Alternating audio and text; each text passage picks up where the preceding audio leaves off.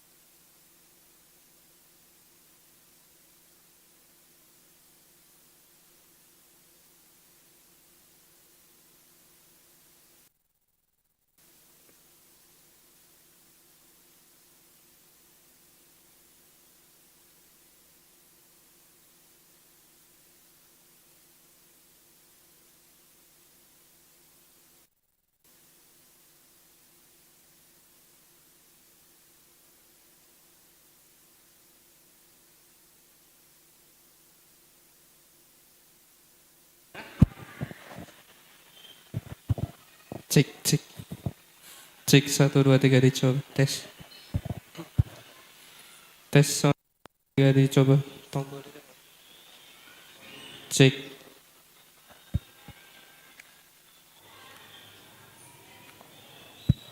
Cek. Dulu anak tombolnya.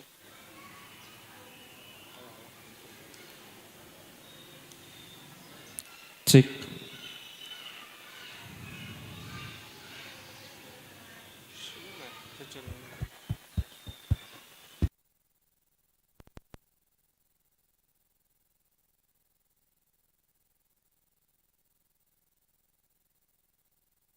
Satu cek.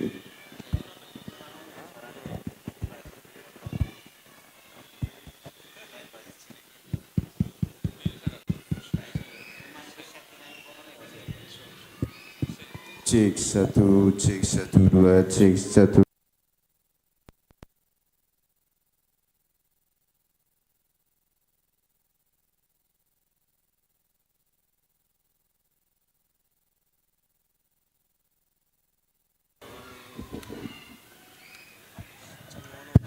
Cek. Cek 1 2 3 dicoba. Tes, tes. Cek 1, cek. Cek 1. Cek 1.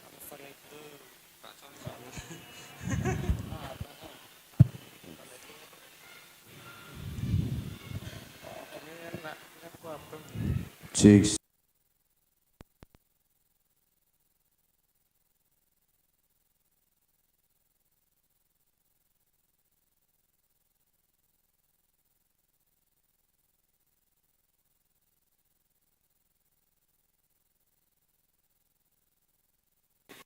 Bisa masuk ke ruangan masjid karena sebentar lagi kajian kuliah duha akan segera dimulai.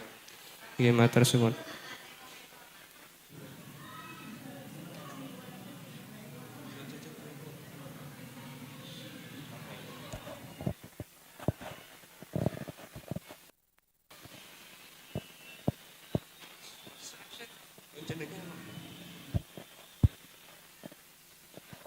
Tes 1 2 3, tes 1 2 3.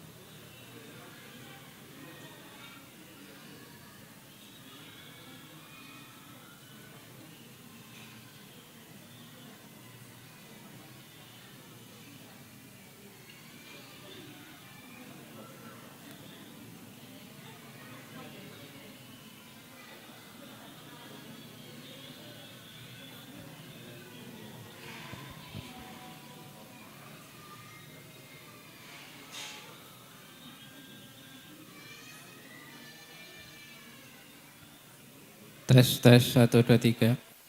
Kepada jamaah kuliah duha yang masih ada di luar masjid, yang masih di teras masjid, monggo dipersilahkan masuk ke dalam untuk segera memenuhi saf yang terdepan. Monggo yang safnya depan dipenuhi dulu ibu-ibu, supaya nanti hadir belakangan tidak perlu melangkai.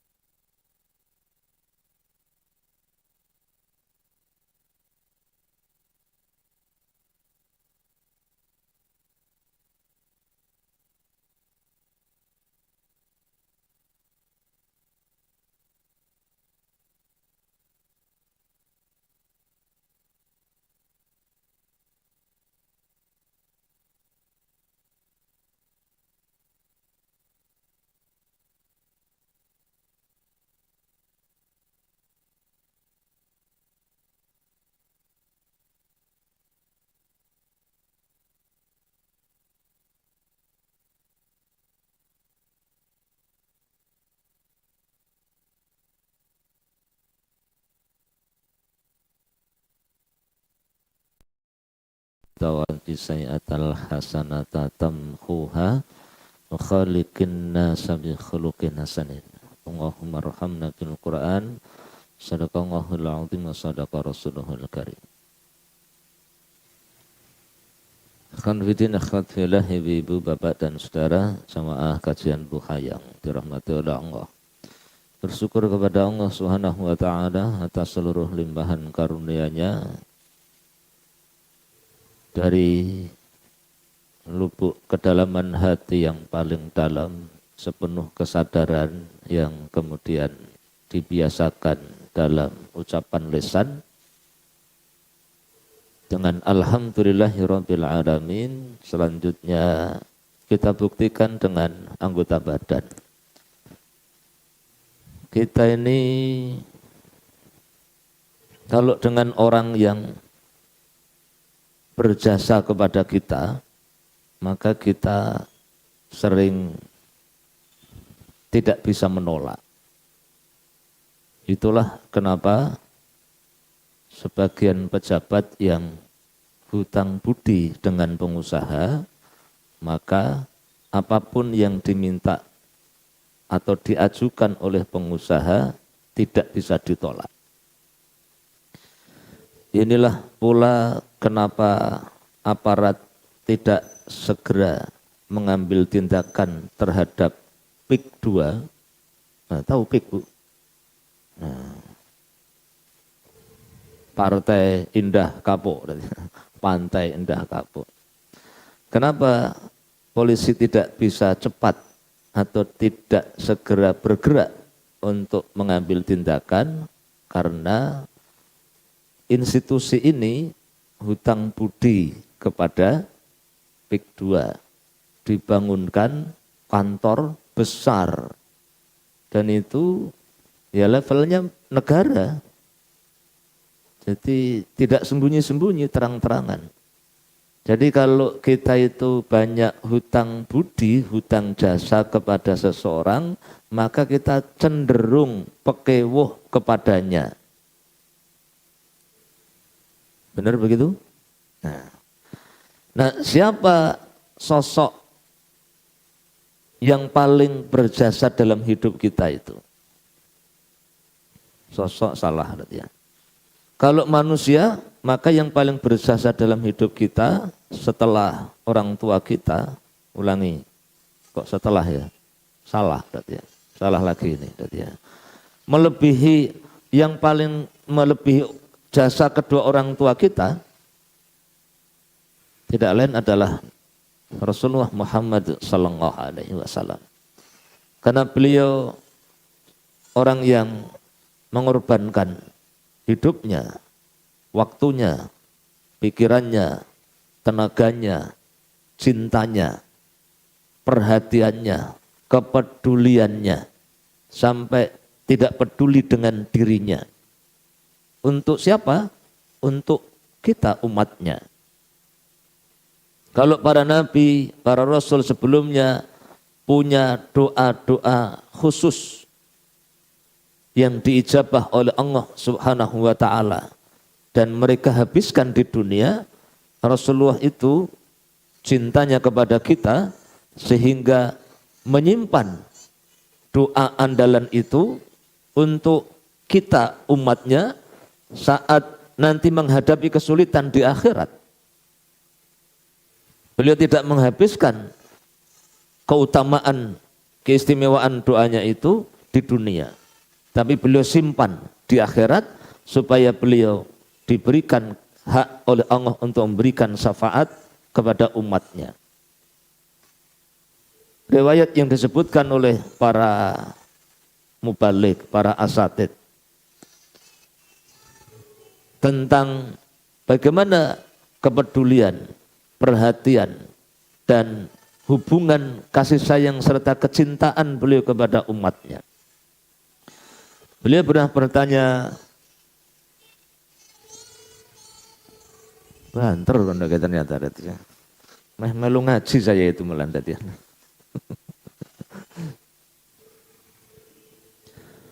Beliau pernah bertanya kepada para sahabat, iman siapakah yang paling istimewa? Sahabat menjawab, imannya para malaikat. Dan beliau menjawab balik,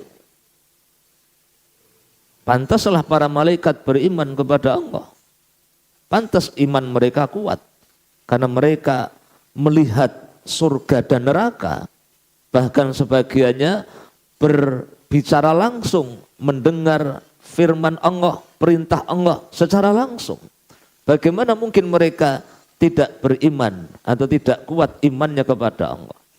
Kalau begitu imannya para nabi dan para rasul. Nabi kemudian menjawab, ya sudah tentu, sudah seharusnya. Karena para nabi dan para rasul itu menerima wahyu dari Allah, didatangi oleh malaikat. Maka layak kalau para nabi dan para rasul itu imannya kuat.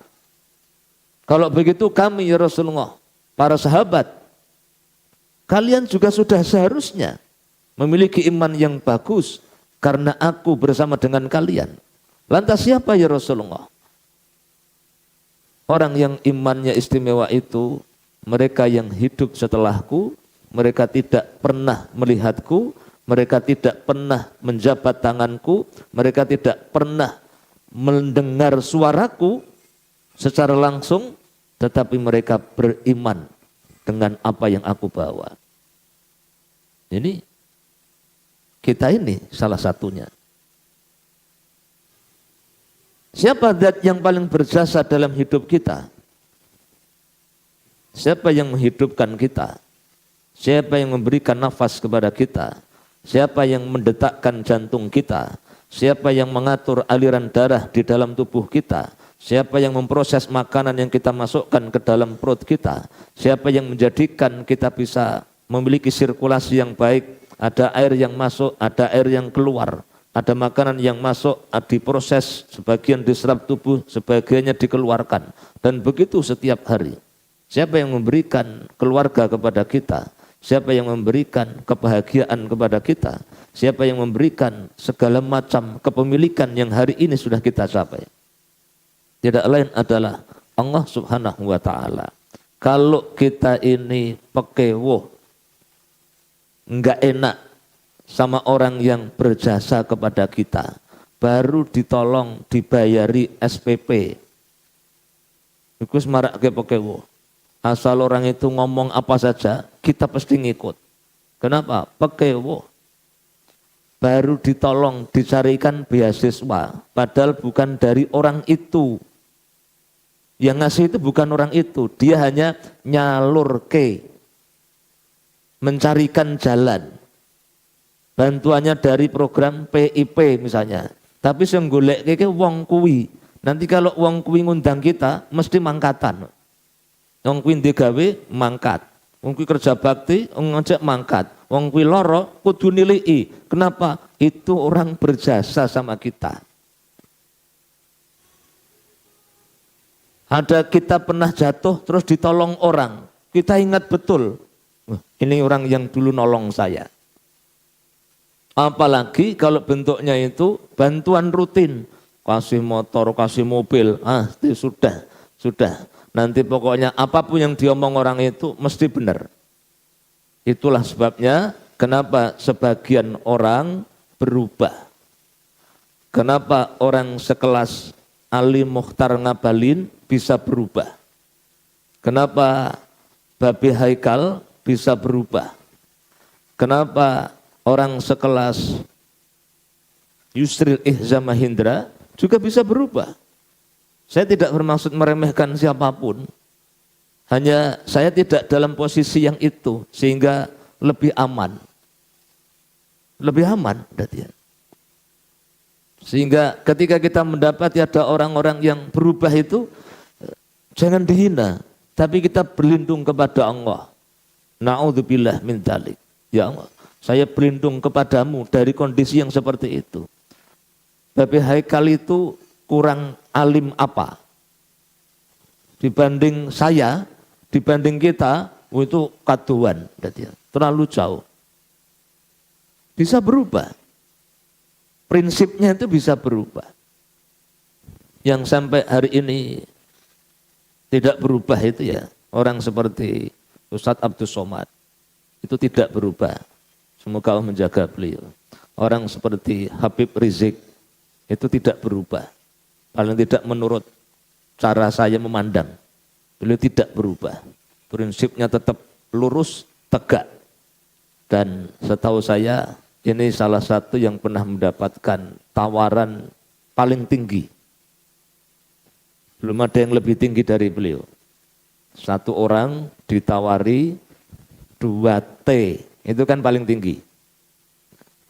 Bisa bangun pondok, bisa bangun suatu kecamatan barang dari mana. 2T itu kan luar biasa. Syaratnya apa? Kon menang. Menang tok. Nah, kita ini kan menang ket wingi tadi. Sudah lama kita menang. Orang sing nawari apa-apa tadi. Karena menangnya kita itu ya enggak ada bedanya dengan bersuara. Jenengan teriak-teriak di medsos itu sapa iki sing ngomong gitu. Dibiarin aja tidak berdampak apa-apa. Tapi kalau yang ngomong Habib Rizik itu luar biasa. Dan teguh di atas prinsip seperti ini tidak mudah. Maka ketika ada laut di Pageri itu, kemudian ada seorang Gus namanya Rofi'i, teguh membela, kokoh membela sampai mengatakan dulu ini tanah, kemudian jadi laut. Nah itu pikiran orang yang sehat manapun, di tanah jadi laut itu berapa lama ini tanah terus sekarang wes lautnya terlalu cepat begini meludak rene sehingga terus jadi laut. Nah itu yang dipageri. Itu anak SD aja ketawa mendengar itu, tapi itu dijadikan sebagai argumen. Kalau orang seperti Abu Janda sudah biasa, nah sudah biasa. Ada mahasiswa yang maaf ngantuk itu tadi ya. Nah, mahasiswa yang membela pagar di laut itu ya karena ada sesuatu yang diterima. Dan itu kalau kita yang dihadapkan dengan pilihan itu belum tentu kita akan bersuara lantang.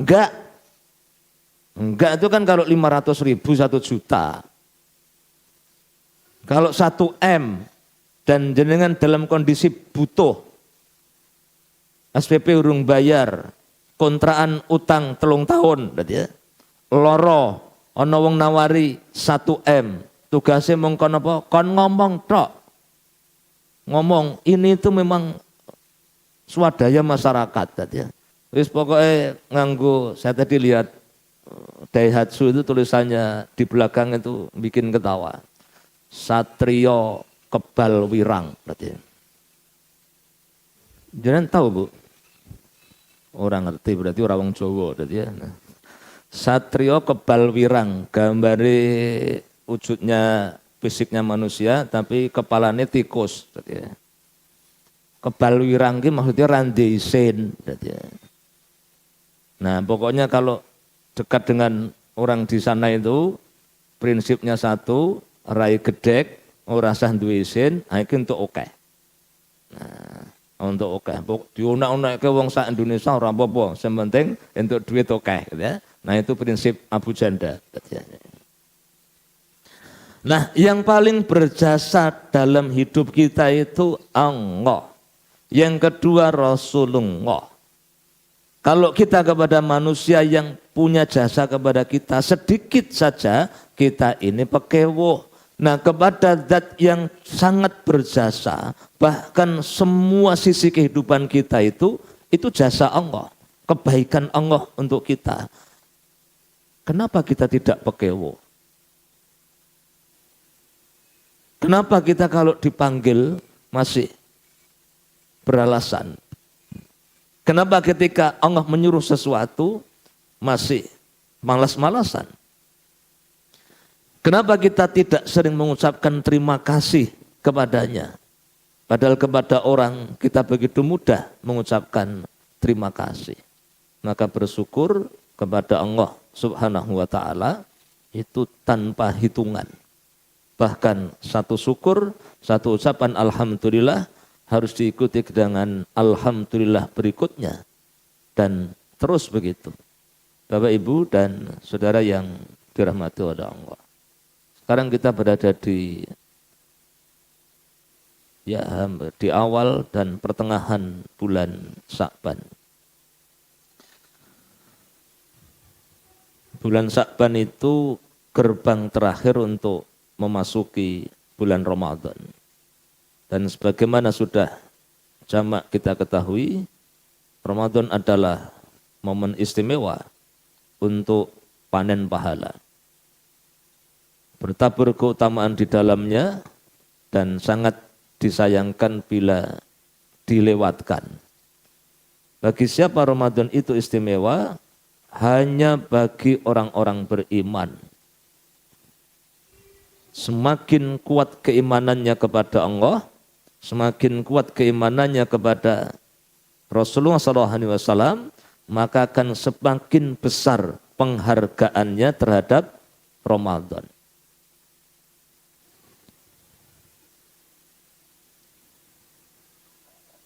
Sahabat Salman Al-Farisi meriwayatkan, pada hari-hari terakhir bulan Sya'ban, Rasulullah SAW berkhutbah, "Wahai sekalian manusia, sesungguhnya telah dekat kepadamu sekalian bulan yang agung, bulan yang penuh berkah, bulan yang di dalamnya terdapat satu malam yang lebih baik daripada 1000 bulan. Inilah Ramadan, bulan yang Allah tetapkan saum di siang harinya sebagai kewajiban dan sholat tarawih di malam harinya sebagai sunnah. Barang siapa yang ingin mendekatkan diri kepada Allah di bulan ini dengan suatu amalan sunnah, maka pahalanya seolah ia melakukan amalan wajib pada bulan lain. Dan barang siapa melakukan amalan wajib pada bulan ini, maka ia akan dibalas dengan pahala seolah telah melakukan 70 amalan wajib pada bulan lain. Inilah bulan kesabaran dan ganjaran bagi dan ganjaran bagi kesabaran yang sejati adalah jannah. Bulan ini juga merupakan bulan simpati terhadap sesama. Pada bulan ini rizki orang-orang beriman ditambah. Barang siapa memberi makan untuk berbuka puasa kepada orang yang sedang berpuasa, maka kepadanya dibalas dengan ampunan terhadap dosa-dosanya dan dibebaskan dari api neraka jahanam. Dan ia memperoleh ganjaran yang sama sebagaimana orang berpuasa tanpa sedikit pun mengurangi pahala saum dari mereka." Sesaat kalimat dari Rasulullah ini terhenti, maka salah seorang sahabat menyela, "Wahai Rasulullah, tidak semua di antara kami memiliki sesuatu yang dapat diberikan kepada orang yang saum untuk berbuka." Rasulullah kemudian menjawab, "Allah akan mengkaruniakan balasan ini kepada siapa saja yang memberi buka, walaupun hanya dengan sebiji kurma atau seteguk air atau susu. Barang siapa yang meringankan beban hamba sahayanya pada bulan ini, maka Allah akan mengampuninya dan akan membebaskannya dari api neraka. Perbanyaklah di bulan ini 4 perkara. 2 perkara dapat mendatangkan keridhaan Rabbmu, dan 2 perkara lagi kamu pasti memerlukannya.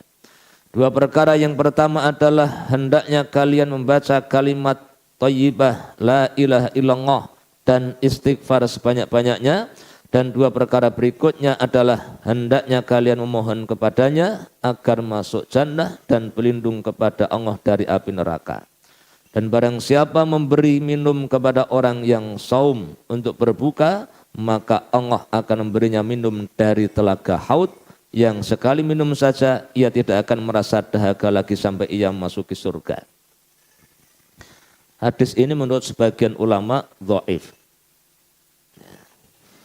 Tetapi hadis yang didhaifkan oleh sebagian ulama ini masih dalam kerangka atau dikuatkan dengan hadis-hadis sahih yang lain. Dan di antara yang harus kita siapkan untuk memasuki bulan Ramadan adalah membangun konsep yang benar, menghadirkan cara pandang yang tepat terkait dengan bulan Ramadan. Karena persepsi setiap orang terhadap sesuatu itu akan sangat berpengaruh terhadap sikap dia kepada sesuatu itu. Seseorang yang menganggap olahraga itu penting, maka ya setiap pagi akan olahraga. Seseorang yang menganggap kopi itu penting, maka dia akan ngopi dan rela membayar 20, 40, sampai 50 ribu untuk segelas kopi. Kenapa? Karena kopi bagi dia bernilai. Pernah minum kopi yang satu gelas 40 ribu? Belum. Oh, saya pernah. Alhamdulillah dibayari soalnya tadi. Nah, ana sing bayari. Nek kon bayar dhewe ya jek tak hitung tadi. Tang puluh. Wah, iki nek tuku ning omah ki iso diombe wong 4, wong 8 tadi ya. Nah, gitu. Bahwa rasanya tidak seperti kopi biasanya, iya. Seseorang yang menganggap tampilan wajah itu penting, maka dia akan membayar berapapun yang dia mampu, bahkan sebagiannya memaksakan diri dan konsentrasi, piye carane wajah ki iso putih. Kan saya kok sering melihat itu akeh wajah putih itu ya di mana-mana, di warung, di pinggir jalan, wajah putih. Tapi kadang saya ngecek, putih. Tak cek tangannya, tangannya kok padha wekku ya. Nah, berarti yang putih kene tok ya. Nah. Dan itu ketika itu dianggap penting, maka dia akan mengeluarkan tenaganya, energinya, kemampuannya untuk mengejar sesuatu yang dianggap penting. Bagi laki-laki yang menganggap bahwa dada bidang, perut six pack, kemudian bicep dan tricep yang merengkel itu penting, maka dia akan bekerja keras, menahan diri dari makanan sembarangan. Untuk apa? Untuk menghasilkan sebuah capaian. Laki-laki yang bagus itu, yang keren itu, yang perutnya ramping, dadanya bidang. Dia akan bekerja keras. Dan itu tidak mudah. Wong kudu itu kan abot ya dia. Ngangkati ngene. Ngangkat kon bayar sisan. Ya kan? Sementara kalau orang kerja itu kan ngangkati semen, pasir dibayar. Lah iku ana wong ngangkati bar rampung kon bayar malah dadi ana. Nah, kan mestinya jawab, lah aku ki ngangkati kesel malah kon bayar dadi ana. Jenengan ki mbok ngewangi ngangkat dadi ana. Ternyata enggak. Itu untuk bisa menghasilkan perut six pack itu harus kerja keras. Kemudian makanan harus diatur. Kenapa itu bisa dilakukan? Penting. Nah, repotnya sebagian orang itu menganggap penting sesuatu yang sesungguhnya tidak benar-benar penting dalam kehidupannya.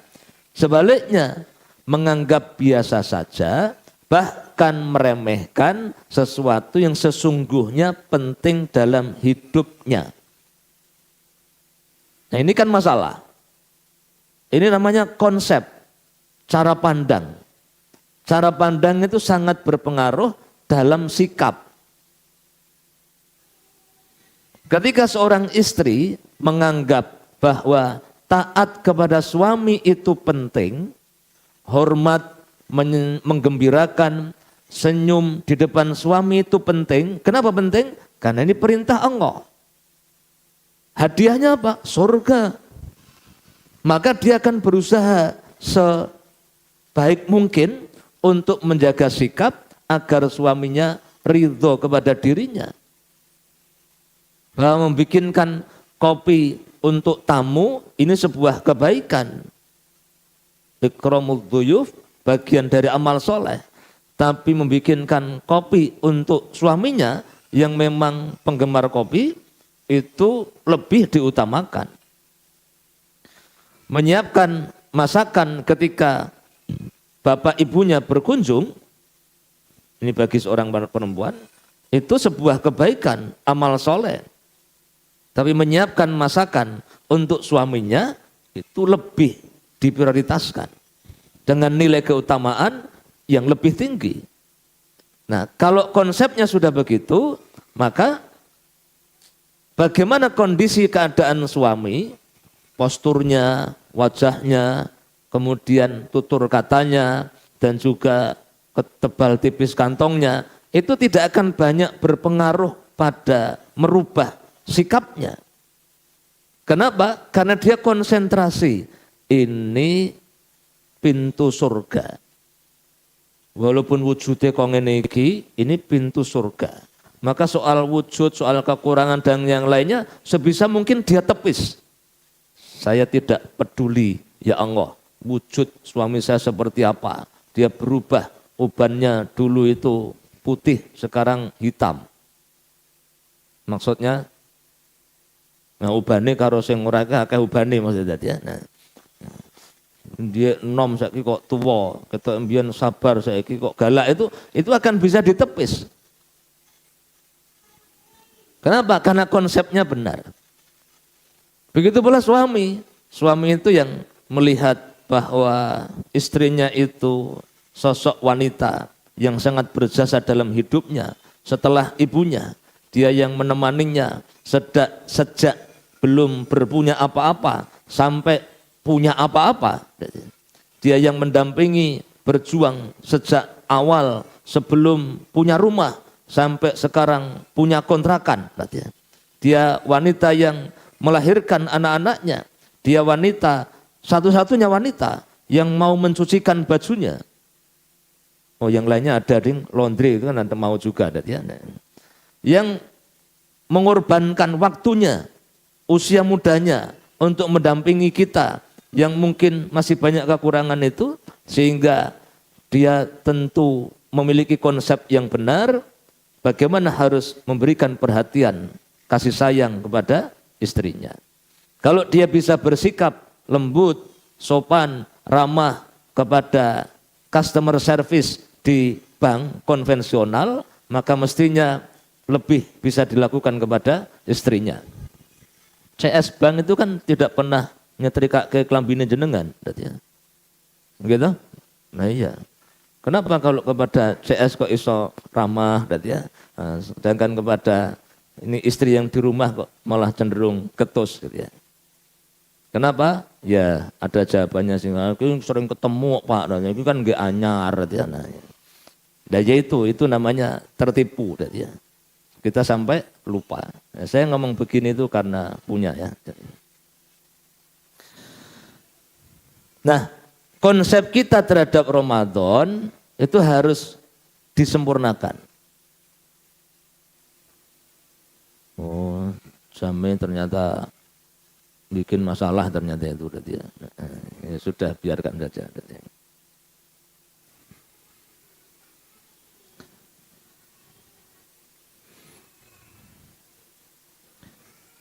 Konsep kita tentang Ramadan itu harus disempurnakan.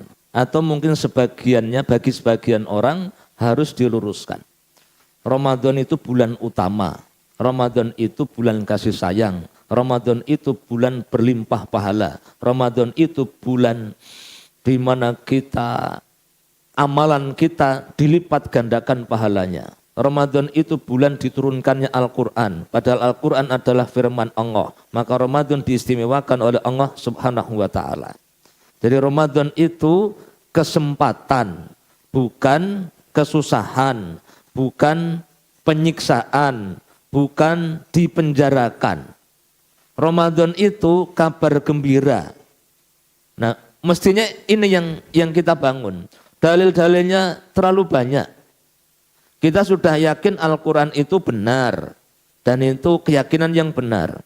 Dan Allah Subhanahu wa taala menjelaskan, a'udzubillahi minasyaitonir rajim. Syahrul Ramadan alladzi unzila fihil Qur'an hudal linnasi wa bayyinatin minal huda wal furqan.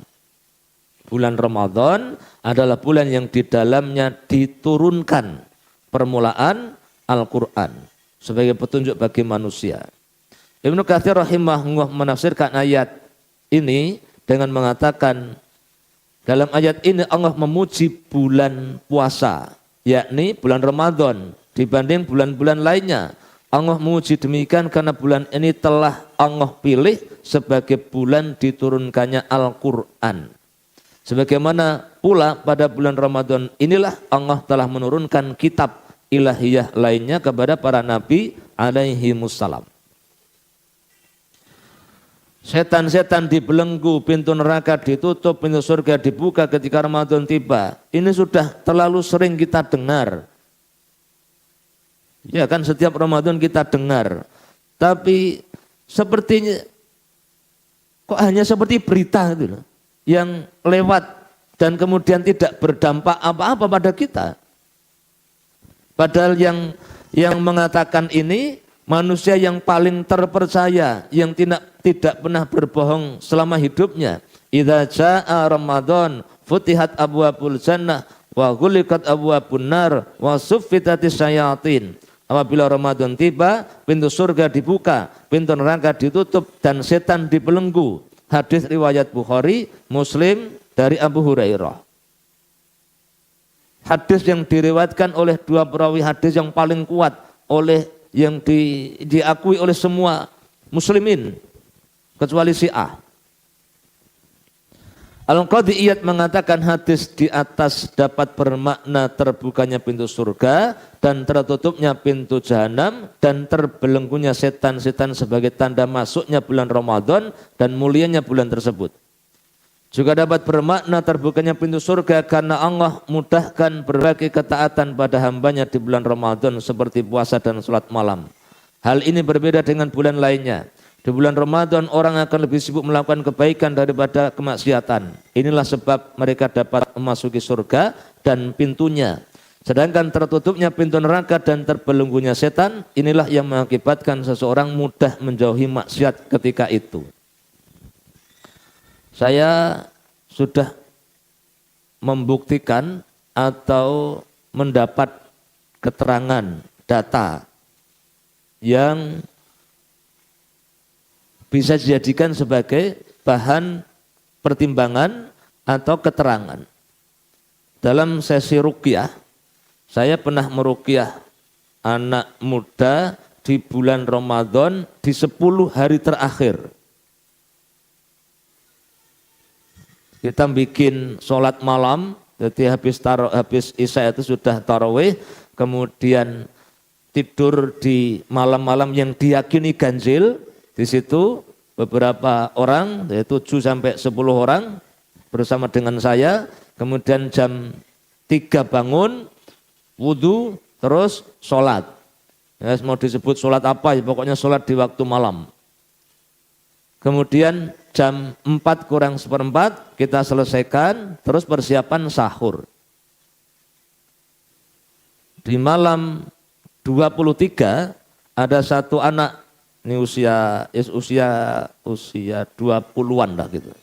Belum ada 25. Tapi nasibnya apa? Orang tuanya sebetulnya mampu, tapi sekolahnya mau SMP. Ketika yang lainnya siap-siap untuk makan sahur, dia malah cerita ke saya, Ustadz, saya itu dulu pernah ikut kuda lumping. Nah, terus sepertinya setannya kok masih ikut saya. Dari mana kamu tahu? Nah, saya itu setiap dengar ada kelonengan gamelan kuda lumping itu kok pengennya mendekat saya itu. Dan kalau sudah dekat nanti terus saya kesurupan. Oh, yuk bener mungkin ya. Nah coba, saya ruqyah di malam itu menjelang sahur, tak ruqyah baru 3 menit langsung jadi ya. Nah, jadi. Nah itu ya ngentek ke waktu sampai saya lihat akhirnya jinnya ngomong, terjadi dialog katanya. Terus ada yang saya tanya, ini tuh Ramadan, kamu tidak dibelenggu? Enggak, katanya.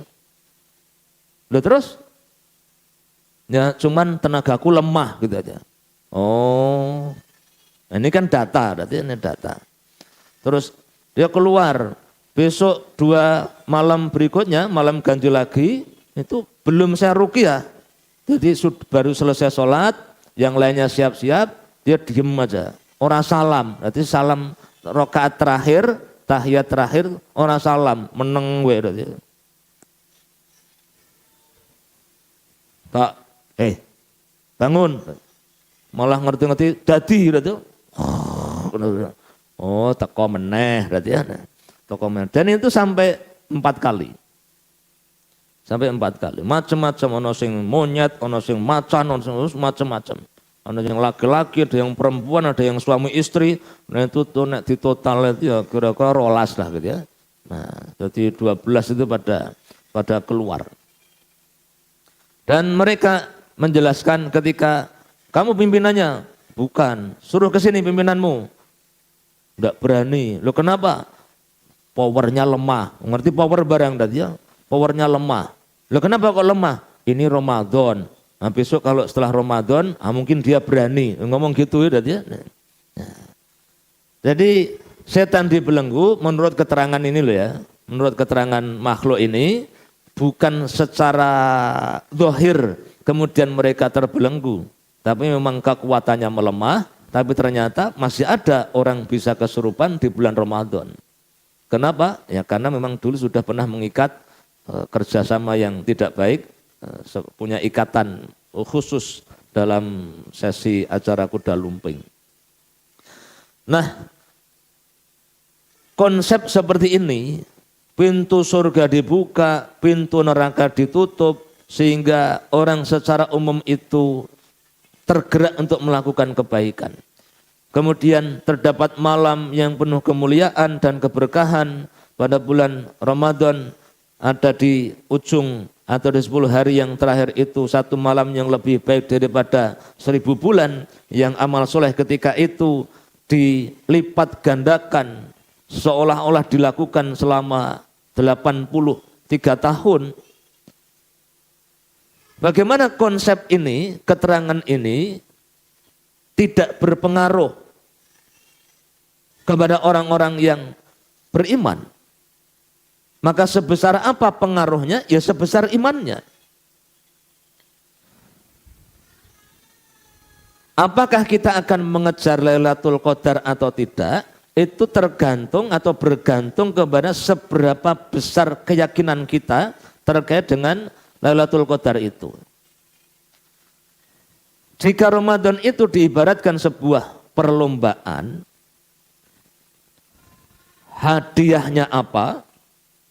Misalnya 17-an, ada lomba panjat pinang. Hadiahnya kita tahu, bahkan panitianya itu teman kita. Anggarannya piro, 750. Lha kayak kok hadiahnya kok meno-meno. Sak dus kae sing pertama gede kae sini opak dadi. Sing kedua sandal jepit dadi. Sing kene kae ceriping dadi. Yang sebelah sini lagi pakaian bekas. Ora melu aku. Lho ora melu Mas. Hadiah kaya ngono kok diperebutkan rekoso men dadi ya. Kuwi nek ana hadiah kaya ngono kuwi panjat pinangi ora usah dideke, dibrukke wae ngene. Nah, kon mlaku alon-alon, nah rodok lunyu, nah kuwi layak. Ora usah penekan. Tapi kalau kita tahu, panjat pinang ada hadiahnya itu kontak motor, di situ ada BPKB-nya, STNK-nya, motornya ning ngisor. Wih serius ini, serius. Sebelahnya iPhone, sebelahnya Samsung, sebelahnya lagi nih tas plastik, kelihatan duit segepok segini, duit segepok, ki 10 yuto, jadi nilainya neng 2.100 juta. Panjat pinang 100 juta. Aku melu Mas. Oh, melu Mas. Jangan posok menek. Ora, untuk hadiah sebesar itu aku ada latihan. Siap kotor, siap. Ngon selone melorot sabui. Tidak udah ora apa-apa. Kenapa? Wah ini hadiah layak untuk diperjuangkan. Maka karena untuk panjat pinang latihannya apa? Ya memanjat. Latihannya ditimpa beban berat. Kenapa? Ini nanti mah tidak wong 5. Kenapa mau ikut? Hadiahnya besar. Nah Ramadannya begitu. Ramadan melu ora? Ya nek kancane do melu aku ya melu. Nah berarti belum tahu ini. Ini belum tahu. Ramadan itu sebesar apa? Ramadan itu seistimewa apa? Kalau orang sudah tahu, bahkan belum hadir, Kalau keyakinannya kuat, belum hadir saja, itu sudah ngincim. Meh teko iki. Meh teko. Pokoke engko nek wis teko sikat. Apa kuwi? Duren. Maka di antara faktor yang sangat penting perlu disiapkan adalah memahami hakikat bulan Ramadan. Bila diibaratkan kompetisi, maka memahami jenis pertandingan serta hadiah apa yang akan didapatkan itu menjadi sangat penting. Sehingga bisa melakukan persiapan dan ada semangat untuk memenangkan. Nah, Ramadan itu begitu. Bila gagal memahami hakikat bulan Ramadan, maka pahala dan keutamaan Ramadan itu enggak ada nilainya. Di depan kita tidak ada nilainya, sehingga tidak ada perjuangan apa-apa. Puasa mengharuskan seseorang menahan diri dari berbagai keinginan. Saum membuat pelakunya lapar dan haus seharian. Lebih dari itu, saum juga membuat pelakunya harus menjaga anggota badan dari dosa, menjaga lisannya dari kata-kata keji dan dusta, menjaga perutnya dari makanan dan minuman yang haram, dan menjaga kemaluannya dari tindakan nista. Orang yang gagal di Ramadan rata-rata karena menganggap puasa hanya sekedar menahan makan dan minum saja. Sementara perintah-perintah wajib lainnya tidak dikerjakan dan larangan-larangan justru ditabrak, diterjang. Seperti ghibah, adu domba, bohong, mencela, menghina, dan perbuatan yang merusak lainnya. Padahal puasa adalah tarbiyah bagi orang mukmin. Karena itu tidak masuk akal jika seseorang menahan diri dari sesuatu yang mubah, yakni makan minum, tetapi justru membiarkan dirinya melakukan perbuatan yang haram. Bapak Ibu, saya perlu perjelas. Makan minum, makanan yang halal, minuman yang halal, itu di bulan selain Ramadan halal. Hukum mengambilnya, memakannya dan minumnya mubah. Jangan mau makan minum kapan saja boleh, berapa kali boleh. Jadi sehari makan 3 kali boleh, 4 kali boleh, 5 kali ya boleh. Atau dibalik, sehari hanya makan 1 kali juga boleh. Atau jangan hanya minum saja tanpa makan, itu juga tidak berdosa. Yang berdosa itu kalau sengaja nesu terus aku gah mangan, terus ngantek mati, ya itu berdosa. Tapi kalau saya memilih makan sehari sekali saja, itu boleh. Karena tidak ada kewajiban makan sehari 3 kali itu. Jadi di barat, di Arab itu ternyata orang-orang di luar kita, di luar Indonesia itu, mereka itu rata-rata makan sehari hanya 2 kali. Sehari hanya 2 kali. Nah kita ini yang mewajibkan sehari makan 3 kali. Nah sekarang saya sudah, levelnya sudah meninggalkan itu. Meninggalkan itu maksudnya sudah keluar dari itu. Oh ternyata untuk urip ki ora kudu ping 3 mangan gitu. Inilah kenapa tadi saya melihat alumni Baitul Salam usianya jauh di bawah saya karena dia dulu murid saya. Lupa namanya saya. Tadi kelihatan naik Mega Pro, gede men awake ya. Nek ketemu, setiap ketemu saya mesti tak omongi. Antum tuh berapa usianya? Ya rodo pamer. Ini lihat Ustadz nih loh. Karena dulu saya pelatih sapala dulu itu. Saya pelatih sapala, sering ngajak push up dan lari mereka. Usiamu berapa? Wah kok sudah dikoyo ngono iki piye maksudnya? Nih lihat nih orang tua ini loh dia. Nah, kenapa? Nah, karena saya makannya sekali sekarang. Nah, tapi itu tidak berarti terus luwes soleh enggak. Ya hanya soal tampilan gitu saja. Nah, kalau nuruti mangan terus, ini memang lama-lama mengalami kemajuan. Nah, ngerti-ngerti bobotnya 90, 95, 105, wah ini mumet nanti ya. Jadi, dan beberapa banyak mantan murid saya yang dulu pernah jadi santri saya di Baitul Salam itu, ketika sekarang ketemu, kok do lemu-lemu ki ngopo tuh jadi ya. Nah ternyata mereka sudah tidak mikir pelajaran, tidak mikir hafalan kan. Nah wis di bojo kan cenderung tenang, tentram, bahagia, duit rodon duwe, kabeh mlebu dadi ya. Nah, kabeh mlebu terus wis ora tau olahraga ya sudah. Nanti wis sudah dadi ngisor dhuwur pupu kabeh dadi ya. Nah, makanan minuman itu halal di bulan apapun, Januari, Februari, Maret, Muharram, Safar, halal. Sementara ghibah, bohong, dusta, adu domba, namimah, menggunjing, macam-macam itu haram. Di bulan Februari haram, di bulan Sya'ban haram, di bulan Agustus haram, di bulan Rajab haram, di semua bulan haram. Nah, yang halal, yang mubah itu ketika bulan Ramadan kita tahan, tidak kita masukkan, tidak kita ambil. Saya ulangi, yang halal, yang mubah itu ketika Ramadan di siang hari tidak kita ambil. Bagaimana mungkin yang haram di semua bulan tetap kita lakukan? Nah, kan tidak masuk akal. Oh, gitu ya. Ya begitu itu.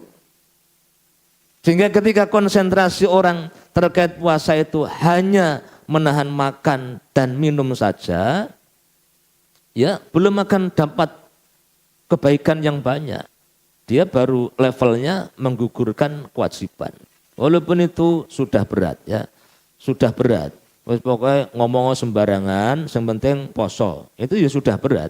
Karena sampai pada level itu saja tidak setiap orang yang mengaku muslim bisa melakukan.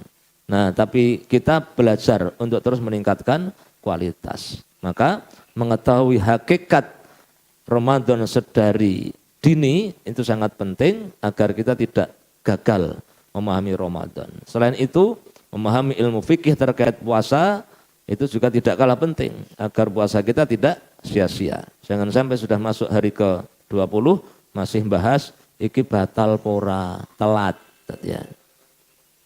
Agar puasa tidak sia-sia. Lalu apa saja yang bisa menambah pahala puasa agar kita maksimal mengerjarnya, dan apa saja yang merusak pahala puasa agar kita berusaha untuk menjauhinya. Nah, selanjutnya adalah warming up, pemanasan.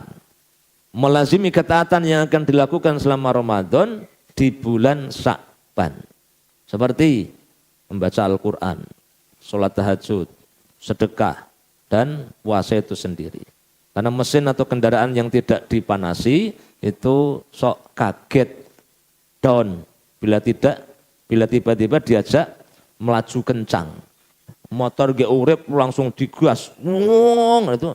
Nah, itu jebule urung dikoki oli tadi ya. Nah. Atau olinya belum merata melumasi ke membasahi semua bagian mesin. Itu berpotensi kaget, rusak. Kita itu kalau mau lomba lari, latihannya lari. Kalau mau ikut lomba hafalan juz amma, latihannya ya menghafal juz amma, memurojaah juz amma. Kalau mau ikut lomba masak, maka latihannya ya masak. Masa mau ikut lomba masak latihannya badminton, ya. Mau ikut lomba lari latihannya mangan, ya kan enggak ketemu. Nah, kita di bulan Ramadan itu ada perlombaan, ada pertandingan, ada perlombaan. Hadiahnya besar, itu harus masuk dulu. Nah, acaranya apa? Lombanya apa di bulan Ramadan itu? Puasa. Nomor 1 puasa. Maka latihannya apa? Ya puasa. Apalagi yang kedua, baca Quran. Berarti latihannya ya baca Quran. Jadi sejak kemarin mestinya ada ya. Nah, sejak kalau kemarin belum, ya sekarang. Ramadan kita mau lomba baca Quran, banyak-banyakan, ya, wakeh-hakean. Maka sekarang latihannya baca Quran. Jadi keliru prinsip sebagian orang. Saiki leren se ora sah maca. Engko wayahe Ramadan kan tenagane kuat ya. Engko begitu Ramadan langsung hari pertama 5 juz. Nah saiki blas. Ndak kesel, nah engko ndak kesel malahan. Saiki aja maca sik, engko enek Ramadan. Enggak bisa begitu. Enggak bisa. Jadi sekarang mulai membaca Quran, nanti begitu Ramadan, nah digas. Begitu. Sekarang latihan sholat malam, begitu Ramadan digas meneh. Sekarang latihan sedekah, begitu Ramadan digas. Sekarang latihan sabar, begitu Ramadan, iya ngegas sabar ke piye. Nah, ngegas sabar ke Pak, tolong jajal ngomong sing jengkel ke aku Pak, dadi nah misalnya begitu dadi. Kuwi ora sah dikon ki metu terus dadi ya setiap saat. Ada selalu kan anak-anak ki ora sah dikon. Nah, anak coba Umi dicoba gitu kamu bersikap yang menjengkelkan. Umi tak latihan sabar. Nah, enggak ada. Wes ora sah dikon kabeh do jengkelkin jenengan to dadi. Iya. Atau jangan-jangan jenengan sing jengkelan dadi. Ya, jadi kira-kira begitu ya kita menyambut Ramadan itu mau seperti apa. Karena kalau hanya ketemu Ramadan, ketemu saja belum berdampak. Karena yang ketemu Ramadan itu tidak hanya muslim. Orang kafir pun syaratnya mau urip tok. Asal urip ngantek 3 bulan ke depan ketemu Ramadan sama Idul Fitri. Jangankan manusia, coro, curut, tikus itu ya ketemu Ramadan. Jadi sekedar ketemu Ramadan tok, tidak punya konsep, tidak punya rencana apa-apa, ya enggak dapat apa-apa. Enggak dapat apa-apa. Tapi bisa ketemu, itu sudah bagian dari karunia Allah Subhanahu wa taala. Demikian yang bisa saya sampaikan. Terima kasih atas perhatian, mohon maaf atas segala kekurangan. Semoga Allah berikan kesehatan pada penjenengan kita semua dan dipertemukan dengan bulan Ramadan dan dimampukan untuk memaksimalkan amal soleh di bulan Ramadan, beraih pahala berlimpah dan diampuni dosa-dosa kita, selamatkan dari neraka dan dimasukkan ke dalam surganya. Amin ya rabbal alamin. Waktu saya kembalikan ke pembawa acara. Assalamualaikum warahmatullahi wabarakatuh. Waalaikumsalam warahmatullahi wabarakatuh. Jazakallah pada Ustaz Khalid yang sudah memberikan panjang lebar tentang soal Ramadan. Mohon maaf Ustaz Khalid, ada tanya jawab betul? Ada. Oke. Monggo Ibu, saya persilakan lebih dulu yang mau tanya, silakan. Siapa? Ada betul? Enggak ada. Oh, enggak ada. Oh, ada. Dan saya niki monggo.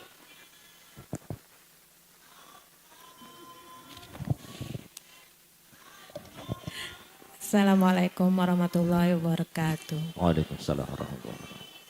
Saya mau tanya ya Tat ya. Tadi mungkin ini ya ada sedikit sangkutannya dengan tema tadi yaitu kalau istri ya kita istilahnya berakhlak yang baik kepada suami. Nah sedangkan suami itu orangnya istilahnya zolim ya, ibadahnya enggak ada, terus dengan istri berlaku kasar. Apakah salah kalau istri memilih untuk berpisah? Dan saya punya pertanyaan satu lagi. Ya untung sih saya punya suami alhamdulillah baik ya. Alhamdulillah. Alhamdulillah. Berarti gitu ini ya. suami orang gitu ya? Iya iya. Suami saya alhamdulillah dah good looking good semua bagi saya.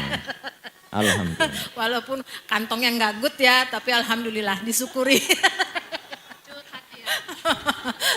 Suaminya ikut Bu? Enggak. Oh enggak. Kurang baik kan? Baik, alhamdulillah punya suami. Wah. Saya mau tanyakan yang pertanyaan yang kedua nih Tat ya. Ini titipan dari ponakan saya bertanya. Dia punya teman kuliah. Dan temannya itu mempunyai anak 2 dari hasil di luar nikah. Dengan laki-laki yang sama. Sama dengan?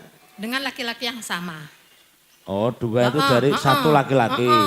Jadi anak pertama itu laki-laki, anak kedua perempuan. Sebab dia memiliki anak di luar nikah itu karena orang tuanya yang itu dilamar nggak boleh, nggak merestui.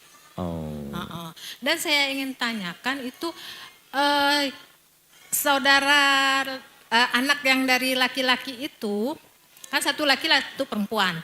Apakah anak itu yang laki-laki bisa menjadi wali bagi adik perempuan?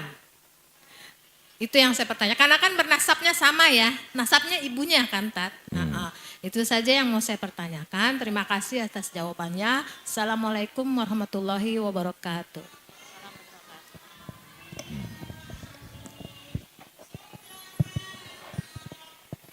Bismillah. Bismillah, wassalatu wassalamu ala rasulillah abad. Wallahu a'lam bishawab. Yang pertama tentang suami ya. Suaminya, istrinya cukup baik, suaminya zalim ya. Apakah istri tersebut boleh minta cerai gitu ya? Nah, dilihat level kedolimannya. Kalau kedolimannya itu sampai mukul, kemudian kemaksiatannya itu sampai pada level meninggalkan sholat atau suka kedukun, berlaku syirik, ya, berjudi, mabuk, pirang-pirang, memperkosa orang, nah itu ya layak, ya, layak untuk minta cerai. Ya. Boleh meminta cerai. Kalau suaminya tidak mau menceraikan, lapor ke hakim, ya, biar majelis hakim pengadilan agama yang menceraikan. Kemudian yang kedua, ada perempuan punya 2 anak hasil dari hubungan gelap apa hubungan terang, ya. Ya, di luar nikah, ya, di luar nikah walaupun di dalam bangunan atau di dalam rumah, tapi hubungannya di luar nikah, maka hubungannya haram. Kemudian anak itu tidak dinasabkan kepada bapak biologisnya, ya. Walaupun diketahui persis iki anake kae, tapi syariat tidak mengakui. Ya. Walaupun secara biologis dites DNA misalnya itu anake kae, laki-laki itu, tapi oleh syariat tidak diakui. Tidak diakui sebagai anaknya. Bahkan walaupun kemudian laki-laki itu menikahi ibunya, itu tetap tidak dibinkan kepada laki-laki itu. Itulah bedanya hubungan zina dan nikah.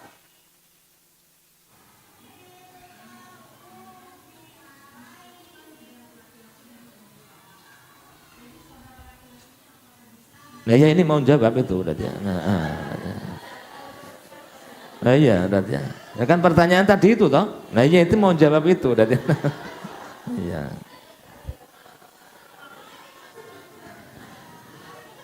Karena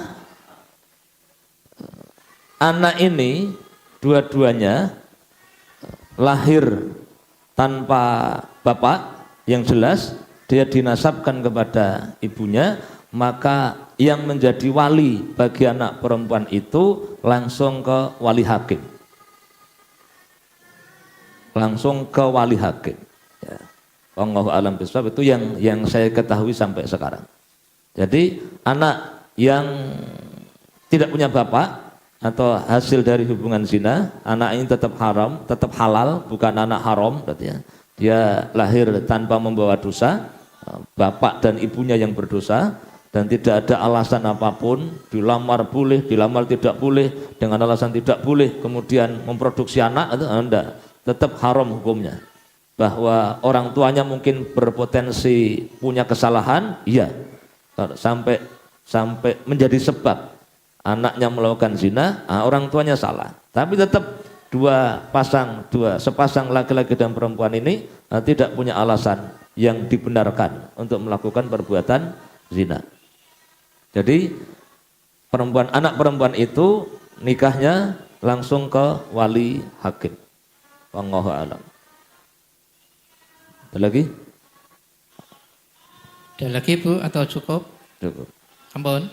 Oke. Oke. Yang bapak-bapak ada mboten? Tidak ada. Oh nggih, pun cekap. Jazakumullah khairan kasiran buat semuanya nggih, Ustadz Khalid dan juga jamaah keluarga Bapak Ibu semuanya.